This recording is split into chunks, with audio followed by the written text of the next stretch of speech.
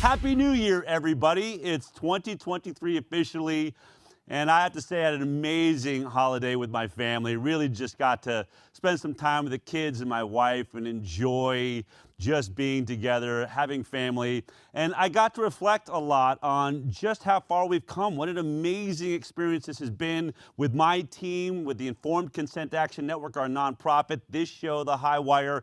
And I was reflecting back to where this all started. I mean, back in SB 277, this law that decided that anyone that wasn't vaccinating their kids was going to have to vaccinate their kids in order to put them into school. Senator Richard Pan back in 2015 brought this bill. We were marching around the Capitol, standing up. I was just getting involved with Andy Wakefield and working on this documentary, Vaxxed, hoping that it would blow up this story around the world.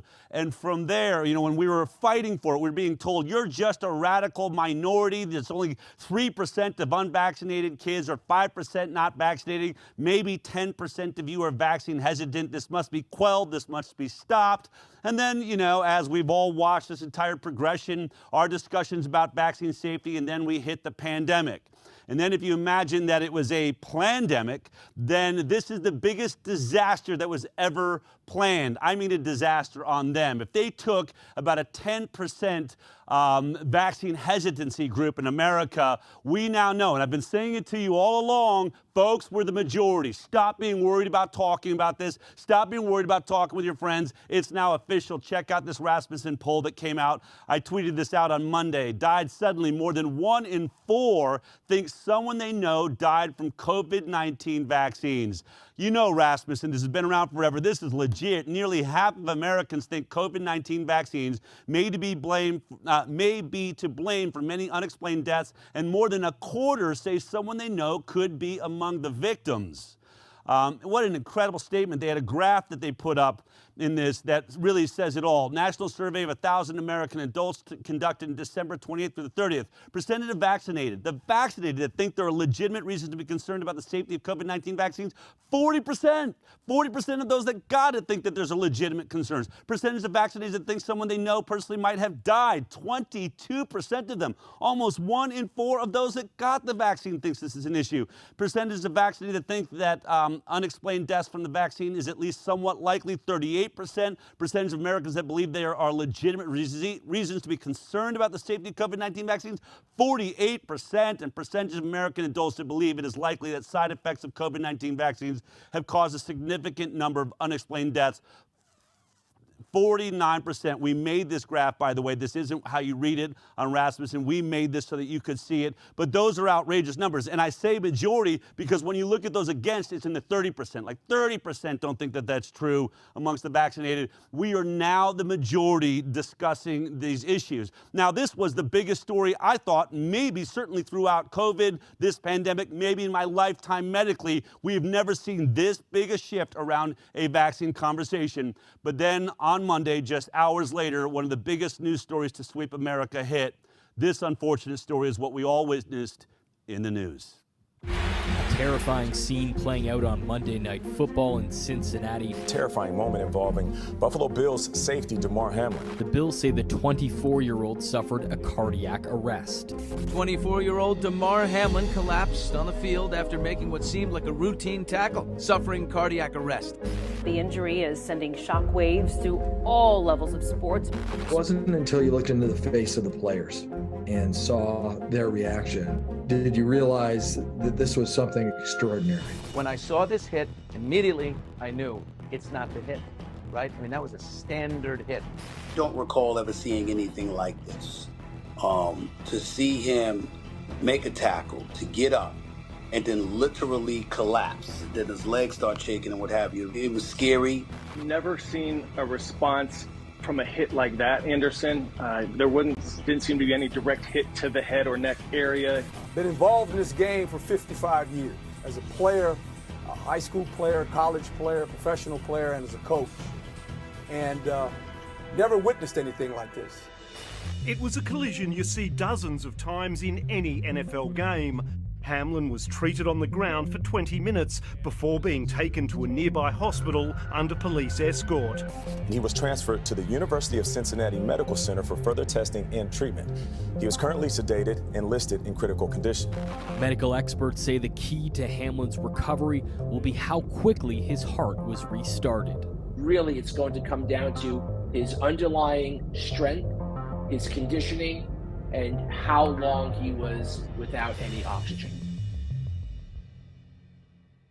First of all, I want to say that this is an absolute tragedy for those that were watching football on Monday night. I think we are all in shock as the teams that were involved. The game has been postponed from that moment on.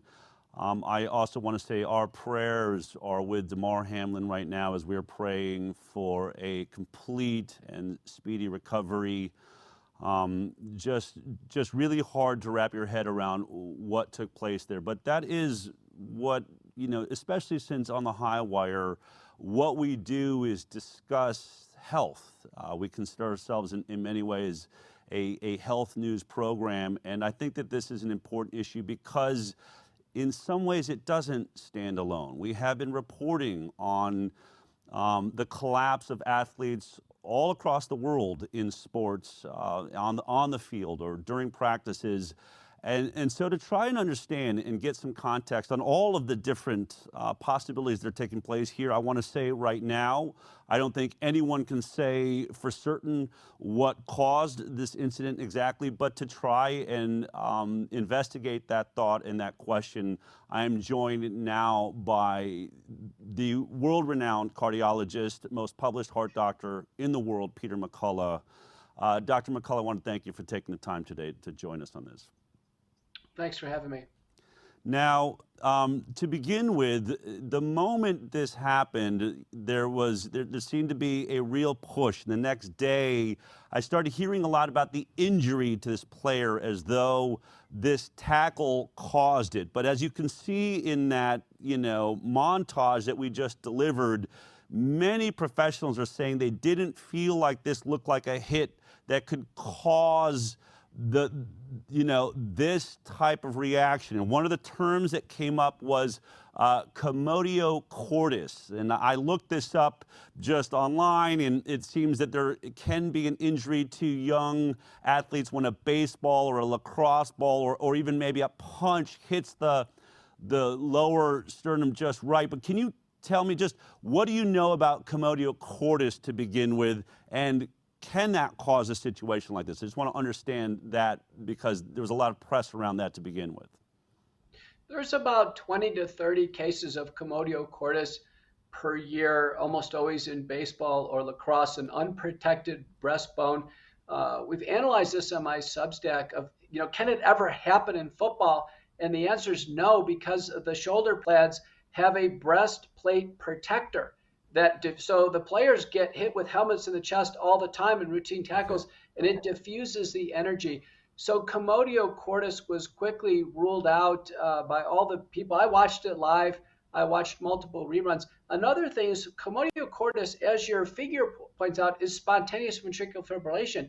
That didn't happen in his case. He made the tackle, he jumped up, he grabbed his face mask, then he fell over. That's not consistent with commotio cordis.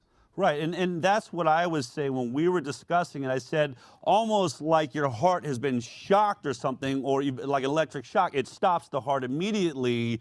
You wouldn't tackle someone, then stand up, clap your hands together. And we even timed it. It's about 9 seconds from the moment of that impact to the time he gets down, steps up, and then appears to lose consciousness. And so that was my question. And for people that are, because I think there's also, when these things happen, we get really concerned about our children in sports and those things. So when we think about that, it wouldn't look like this. Is that correct? That it would be a fairly instantaneous heart condition?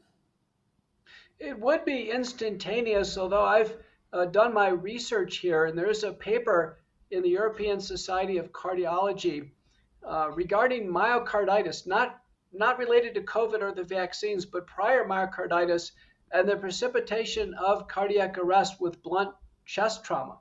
So it is possible in the setting of myocarditis that blunt chest trauma conceivably can do it. There are 2 published cases. But analyzing this, I can tell you as a cardiologist, I see patients, I field patients like this. I've managed out-of-hospital cardiac arrest, and I've published on it. This was a primary cardiac arrest in the setting of a surge of adrenaline on the field, implying that it is a primary electrical arrhythmia instability problem. He's on the mechanical ventilator. I'm sure they're putting therapeutic cooling. They're cooling the body right now. He's in a medical coma, which is intentional, let the brain recover. And then they'll start the process of assessing for neurologic recovery.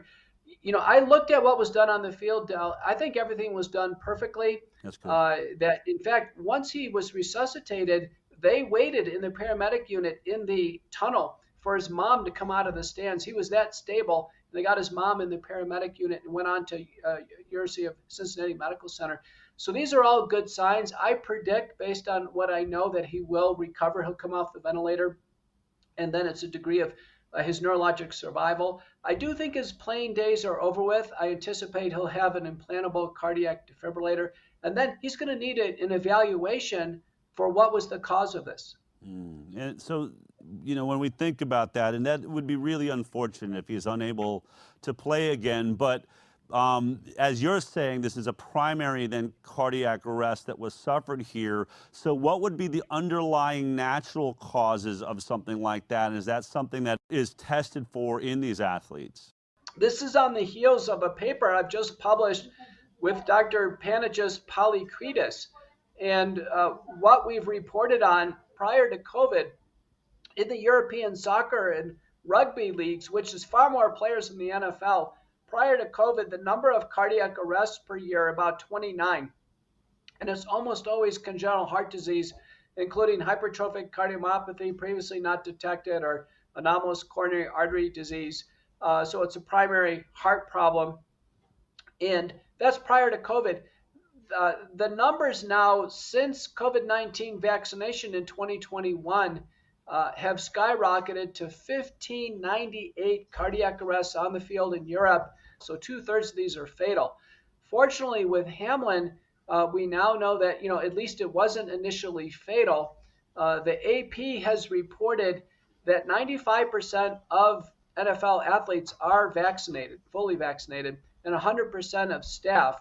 Now, the NFL dropped the vaccine mandates in March of 2022, but the NFL was a recipient of the White House HHS COVID Community Corps funding. Remember, $13 billion flowed in 2021 to organizations, and the NFL was one of the prominent organizations that took government money to mandate the vaccines on the players. So we have a very public situation. I can tell you, NFL athletes in the United States, they're screened for hypertrophic cardiomyopathy, they're screened for other conditions, they are determined, ready to go. So at the top of the differential diagnosis is if he took a COVID-19 vaccine, it would be COVID-19 subclinical myocarditis and a primary cardiac arrest. That would be at the top of the list. I think other things have been relatively ruled out now, including a spinal cord, head and neck, reflexive effect on the heart, commotio cordis. It would be unlikely he had a blood clot. It would be unlikely, by the way, that he had heart failure, because you can't run fast and be as strong as he is. I think the heart was actually good and strong. It just was in the milieu of having high levels of adrenaline that triggered this arrhythmia. And Brazilian physician Flavio Catagiani has in the peer-reviewed literature a proposed mechanism that in COVID-19 vaccine-induced myocarditis, there's the surge of catecholamines that triggers the cardiac arrest like we saw in Hamlin. You know, and so when we look at this, and obviously everyone is talking about this conversation, there is a lot of, you know, people that follow the work that we do on the High Wire, and, you know, those that are questioning the safety of this vaccine are really being attacked for even suggesting that this is potentially being caused by the vaccine. Most of the posts I've seen have been fairly careful to say, as we all should, there's no way to know exactly without further investigation. We don't even know if he received the vaccine. But I find it interesting that they had no problem broadcasting on almost every news agency a very rare issue called commotio cordis, which they've ruled out. But we're not supposed to be suggesting, as you and I have discussed this over the last, more than a year, there are known side effects that deal with the heart by the CDC, by the FDA, that were seen in the trials, that are seen now even more so in studies out of Israel. We've discussed all of this.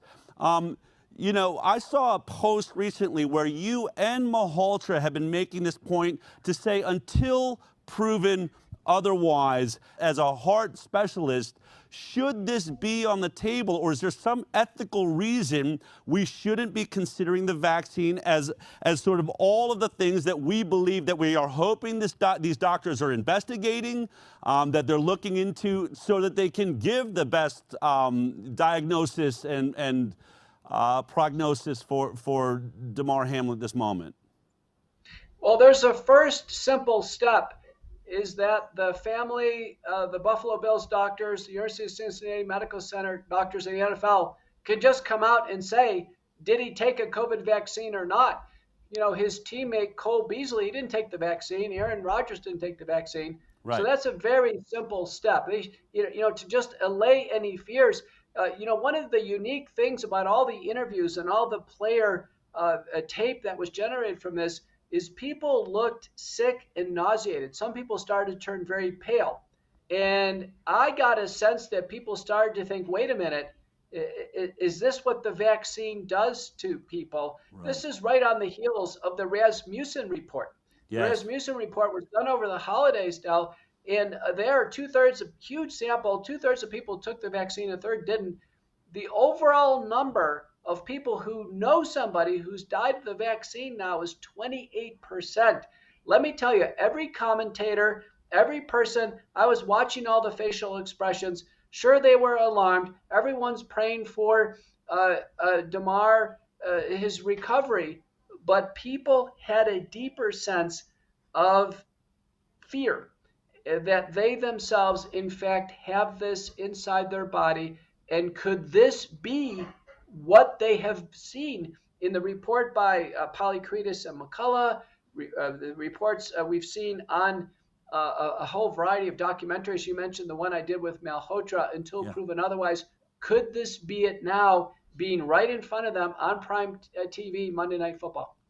And to be clear, what you mean by until proven otherwise is this, in many ways, is still an experimental product. We are only hitting 2 years out, so our understanding of the long-term effects of it, we jumped out of the proper trials using emergency use authorization. Under those circumstances, we have a CDC and an FDA and regulatory agencies around the world that seem to be refusing to look at the extremely high death rates being reported to VAERS when it comes to this issue.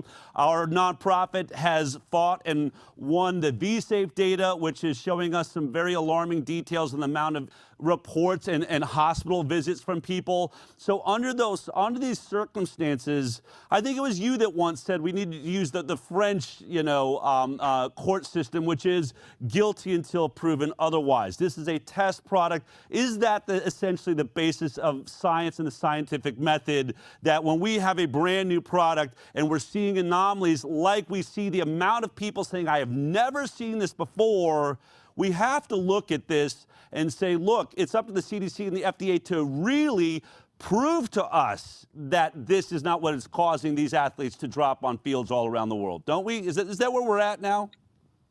Well, that's a regulatory stance, and for sure that exists within 30 days of taking any product. It is assumed that the adverse event is due to the product, period. That's true of any drug.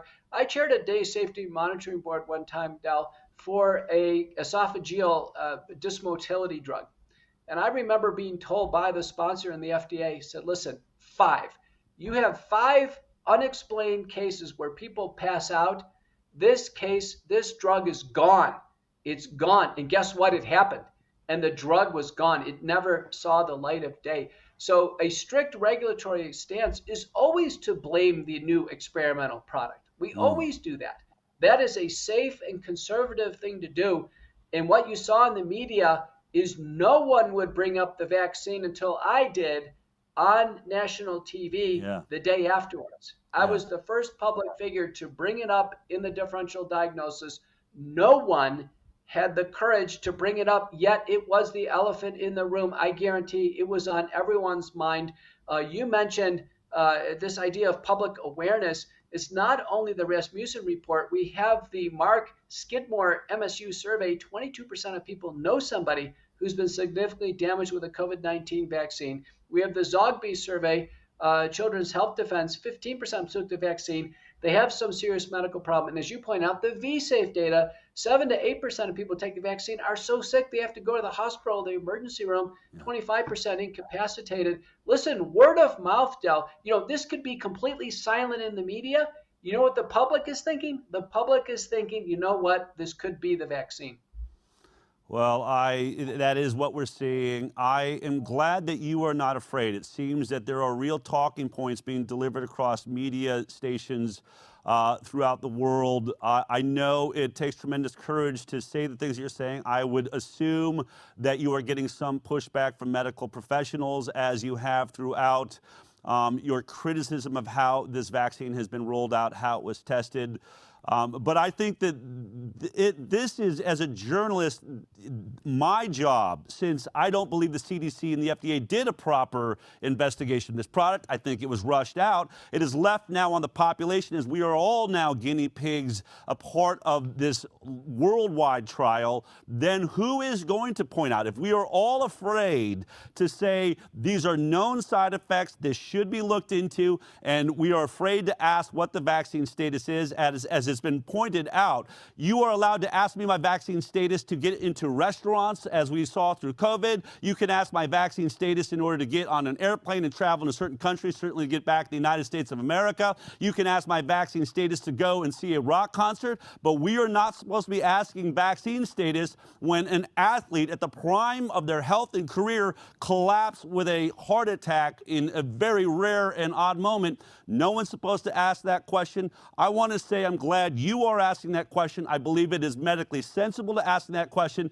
And I also want to lastly say that there has been some sort of shadow put upon T. Higgins, the wide receiver that ran into Damar Hamlin, as though somehow he caused this. I hope that everyone will recognize that, first of all, this was football. It's a tackle sport, and there's nothing that the runner, holding the ball should ever be responsible for. It's the defense that has to decide how they're going to take on that impact. But I think it's really bad in some ways that they ever even called this an injury, when really, really this seems to be, and we now know it truly was a heart condition. What it's caused by, what we're saying is what should certainly be on the table is his vaccine status.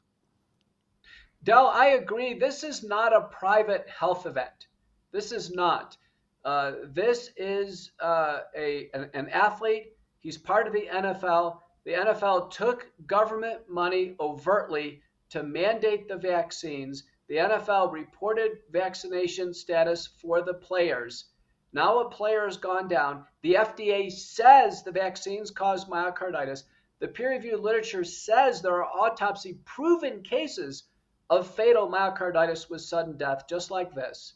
So it is an ethical obligation for this patient's family. When he awakens, it'll be his responsibility, the team, Bill's team doctor responsibility, the NFL, and the University of Cincinnati Medical Center to all come out and disclose the vaccine status and answer the question, is this a vaccine-related sudden cardiac death or not? This is an ethical obligation that they have. And to every day that they remain silent on this, which is now about 2 days, is making America very edgy. I agree with you. Dr. Peter McCullough, I want to thank you for your incredibly consistent voice in stating really the ethical and obvious decisions that doctors and scientists should be taking part in and discussing. So thank you for your time today. I really appreciate it.